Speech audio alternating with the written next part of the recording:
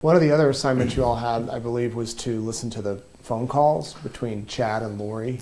She was arrested in March of 2020. He wasn't arrested until June. So over the course of those, 3 or 4 months, how often would they speak to each other? It was just our luck that they probably spoke for 8 to 10 hours a day, if not more. A day? Be on the phone constantly. And it was painful. It was probably Eric reading Chad's books. What can you give us an idea of? You say painful. I mean, was it? Well, it's just like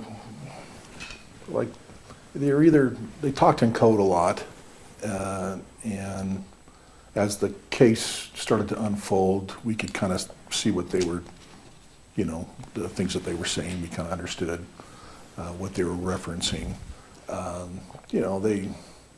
Lori was wanting to get out of jail. She was hoping to get out of jail early on because COVID hit and they were letting everybody out of jail. So she was very frustrated. During that time, there was talk of Chad wanting to put a mobile home or another home of something on his property for he and Lori to live in. And Chad would actually bring in,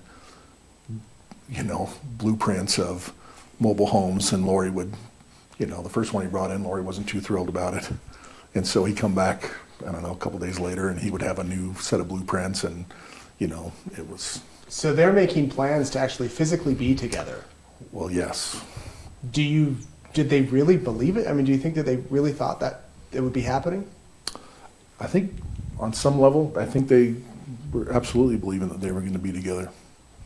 And she'd be living in a mobile home out at his property. Well, that was one, at least that's what he was presenting. He was presenting her at the time.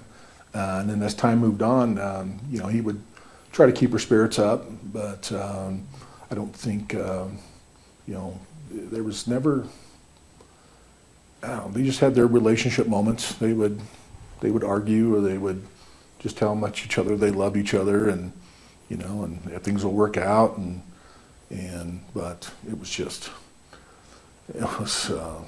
was hard on the ears. And you all have to listen, obviously, in case they say something, because at this point you're still looking for the children. We're still looking for the kids, and that was the whole emphasis of this investigation was, we're going to find the kids. And then, as we would have regular meetings, and then everybody would kind of present to the group, okay, this is what we found since our last meeting.